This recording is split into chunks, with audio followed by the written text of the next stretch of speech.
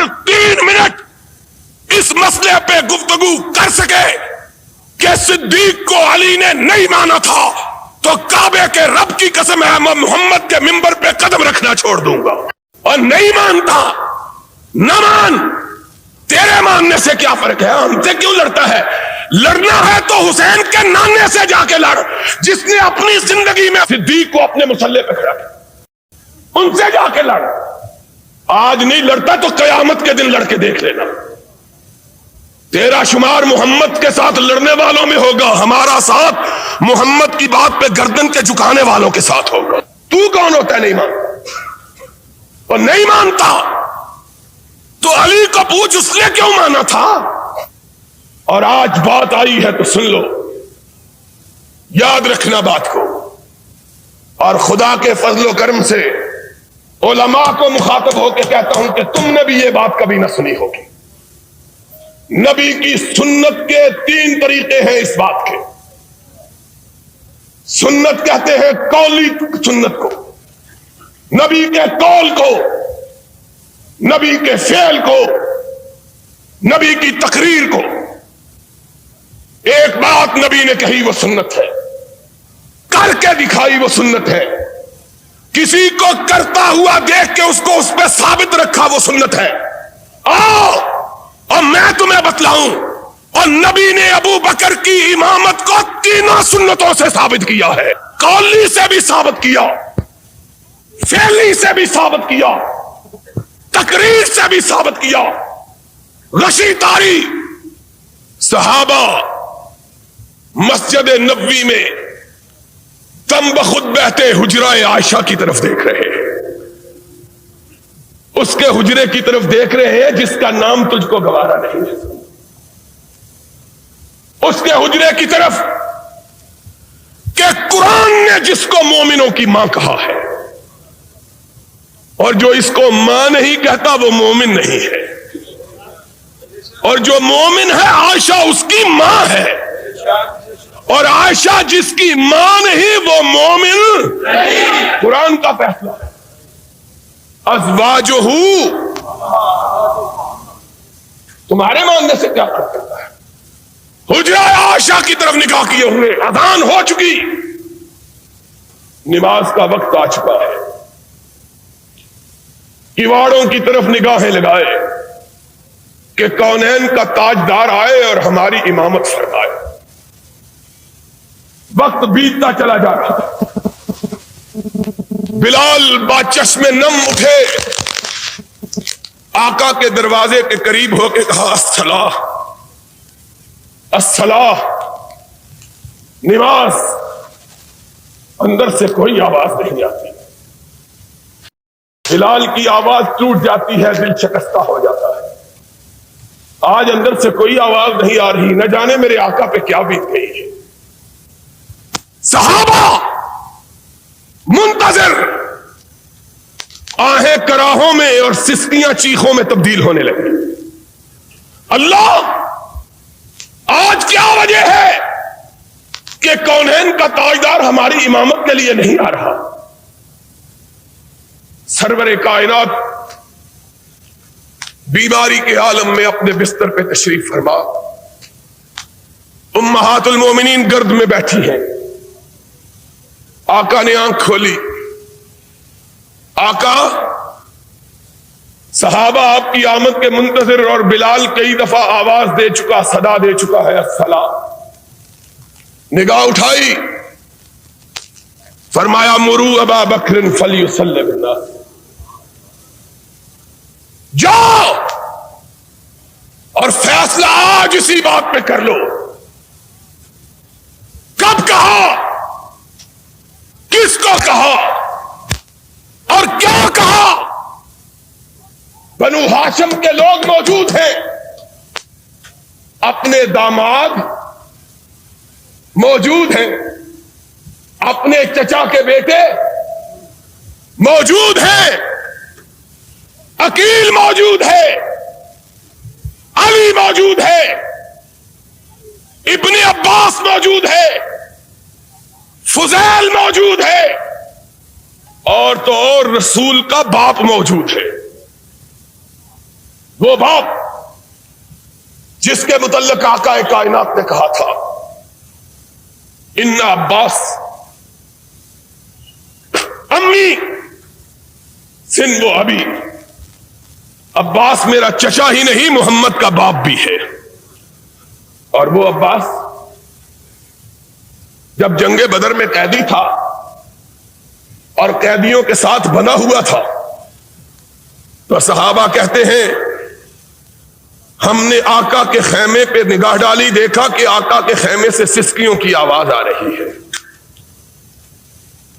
لوگ اجازت پا کے حضور میں حاضر ہوئے، یا رسول اللہ آپ اور آپ کی آنکھوں میں آنسو؟ فرمایا میرا چچا عباس قیدیوں میں بندھا ہوا ہے، محمد کو چین کیسے آ سکتا ہے؟ وہ چچا عباس ایمان لا چکا، اسلام قبول کر چکا اور سرور کائنات کے دست مبارک سے خلعت فاخرہ حاصل کر چکا۔ صرف چچا ہی نہیں، بنو ہاشم کا سردار بھی۔ اور کیا کہوں، تمہاری روایات کے مطابق حسن بھی موجود ہے، حسین بھی، لیکن امامت کے لیے میرے آقا تو نے پکارا تو کس کو پکارا؟ یہ سارے موجود۔ کہاں مرو ابا بکر فلیصلی بالناس، جاؤ میرے چچا عباس کو کہو، میرے داماد علی کو کہو، میری دو بیٹیوں کے شوہر عثمان کو کہو، میرے لخت جگر حسن کو کہو، فاطمہ کے جگر گوشہ حسین کو کہو، تم پیچھے کھڑے ہو جاؤ، عائشہ کا باپ آگے کھڑا ہو جائے۔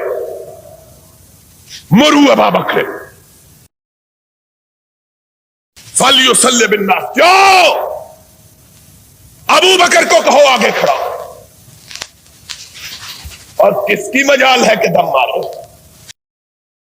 کوئی اعتراض کر کے دیکھے تو صحیح۔ وہ اعتراض کرنا تھا تو اس دن کرتے، کیوں نہیں کہا؟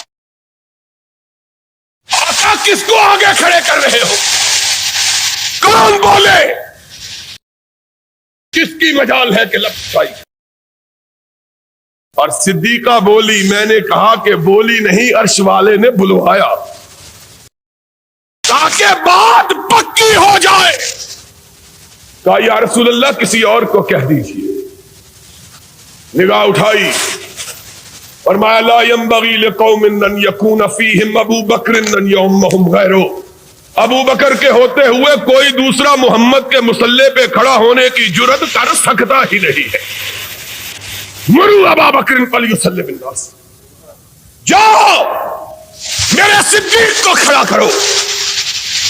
ہائے ہائے، تیسری مرتبہ پھر خدا نے کہلوایا، آقا کسی اور کا مسئلہ کس طرح پکا کر رہا ہے۔ کہا یا اللہ والمؤمنون الا ابا بکر، فرش والے بھی نہیں مانتے، عرش والا بھی نہیں مانتا، نہ فرش والے مانے نہ عرش والا مانے تو اکیلے ابو بکر کو مانے۔ جاؤ ابو بکر کو کہو میرے مصلی امامت پہ کھڑا ہو جاؤ۔ بلال نے تب دستک دی، اندر سے ارشاد ہوا جاؤ میرے صدیق کو میرے جیتے جی میرے مصلی پہ کھڑا کر دو، کہ آنے والے جب کوئی اعتراض کرے تو کسی اور پہ نہ کرے، محمد پہ کرے، تاکہ اپنا ناتا تو اس سے توڑ لے۔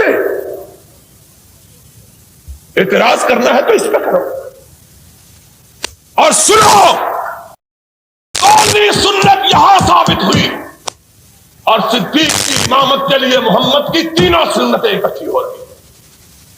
کھڑے ہو گئے، ارشاد ہوا مجھ کو اٹھاؤ۔ آقا کیا بات ہے؟ فرمایا میں بنو ہاشم کو دیکھوں میرے ابو بکر کے پیچھے ہیں کہ نہیں ہیں؟